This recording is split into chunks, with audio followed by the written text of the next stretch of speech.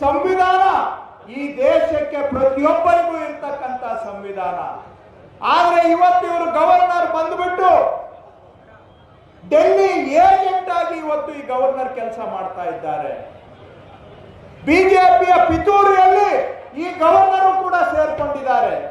ನೀವು ಕೇಳಬಹುದು, ಏನು ಇಷ್ಟೆಲ್ಲ ಮಾತಾಡ್ತಾ ಇದ್ದೀರಾ, ಯಾವ ಆಧಾರದ ಮೇಲೆ ಮಾತಾಡ್ತಾ ಇದ್ದೀರಿ ಅಂತ. ಇವತ್ತು ಯಾರೋ ಒಬ್ಬರು ಸುಪ್ರೀಂ ಕೋರ್ಟ್ ಇಂದ ಚೀಮಾರಿ ಹಾಕ್ಸ್ಕೊಂಡಿರುವಂತ ವ್ಯಕ್ತಿ ಗವರ್ನರ್ಗೆ ಒಂದು ಅರ್ಜಿ ಕೊಟ್ಕೊಂಡ್ಲೆ ಅವರು ಸಿದ್ದರಾಮಯ್ಯನವರಿಗೆ ಶೋಕಾಸ್ ನೋಟಿಸ್ ಕೊಟ್ಟಿದ್ದಾರೆ ಗವರ್ನರ್. ಆದ್ರೆ ಇದೇ ಗವರ್ನರ್ ಹತ್ರ ಬಿಜೆಪಿಯ ಮಂತ್ರಿಗಳಾಗಿದ್ದಂತ ಜನಾರ್ದನ್ ರೆಡ್ಡಿ ಅವ್ರಿಗೂ ಕೂಡ ತನಿಖೆ ಮಾಡಬೇಕು ಅಂತ ಲೋಕಾಯುಕ್ತದವರು ರಿಕ್ವೆಸ್ಟ್ ಕೊಟ್ಟಿದ್ದಾರೆ ಗವರ್ನರ್ಗೆ. ಲೋಕಾಯುಕ್ತದವರು ಪತ್ರ ಬರೆದಿದ್ದಾರೆ ಗವರ್ನರ್ಗೆ. ಏನಂತ ಹೇಳಿದ್ರೆ, ಆರೋಪಿತರು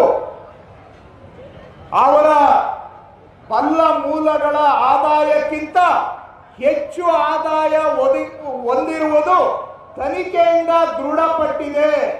ಅಂದ್ರೆ ಅವರು ರಾಜಕೀಯದಲ್ಲಿ ದುಡ್ಡು ಮಾಡಿದ್ದಾರೆ ಅನ್ನೋದು ತನಿಖೆಯಿಂದ ಗೊತ್ತಾಗಿದೆ.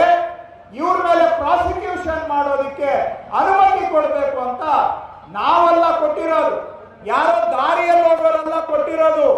ಕರ್ನಾಟಕ ಲೋಕಾಯುಕ್ತ ಸಂಸ್ಥೆಯವರು ಗವರ್ನರ್ಗೆ ಪತ್ರ ಬರೆದಿದ್ದಾರೆ.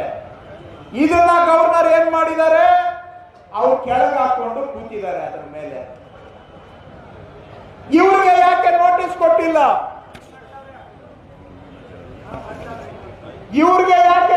ಕೊಟ್ಟಿಲ್ಲ? ಅದೇ ತರ ಬಿಜೆಪಿಯಲ್ಲಿ ಮನುಷ್ಯರಾಗಿದ್ದಂತ ಶಶಿಕಲಾ ಜೊಲ್ಲೆ ಅನ್ನುವಂಥವ್ರು, ಅವರು ಬಡವರಿಗೆ ಈ ಅಂಗನವಾಡಿಯಲ್ಲಿ ಮೊಟ್ಟೆ ಕೊಡ್ತಾರಲ್ಲ, ಆ ಒಂದು ಮೊಟ್ಟೆಯಲ್ಲಿ ₹1 ಕಮಿಷನ್ ಹೊಡೆಯೋದ್ರಲ್ಲಿ ಸಿಕ್ಕಾಕೊಂಡಿದ್ದಾರೆ. ಅರ್ಥ ಆಯ್ತಾ ನಾನು ಹೇಳೋದು? ಈ ಅಂಗನವಾಡಿಯಲ್ಲಿ ಮೊಟ್ಟೆ ಕೊಡ್ತಾರೆ ತಾಯಿಗೆ, ಮಕ್ಕಳಿಗೆ. ಆ ಮೊಟ್ಟೆ ಸಪ್ಲೈ ಮಾಡುವಾಗ ಒಂದು ಮೊಟ್ಟೆಗೆ ₹1 ಲಂಚ ಕೊಡಬೇಕು ಅವ್ರಿಗೆ ಅಂತೇಳಿ 25 ಲಕ್ಷ ಅಡ್ವಾನ್ಸ್ ಕೂಡ ತಗೊಂಡಿದ್ದಾರೆ ಅವರ ತಮ್ಮ.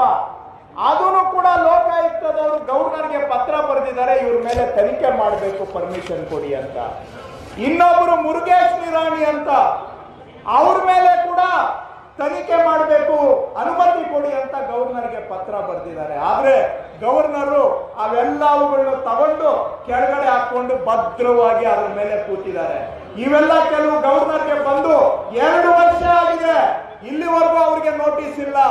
ಆದ್ರೆ ಸಿದ್ದರಾಮಯ್ಯನವರ ಮೇಲೆ ಮಾತ್ರ ಬೆಳಿಗ್ಗೆ 11:30ಗೆ ಕೊಟ್ಟಿದ್ದ ಅರ್ಜಿಗೆ ರಾತ್ರಿ 9 ಗಂಟೆಗೆ ನೋಟಿಸ್ ಇಶ್ಯೂ ಮಾಡ್ತಾರೆ. ಈಗ ಹೇಳಿ, ಈ ಗವರ್ನರು ಸಂವಿಧಾನದ ಕೆಳಗಿದ್ದಾರೆ, ಸಂವಿಧಾನದ ಮೇಲೆ ಇದ್ದಾರೆ?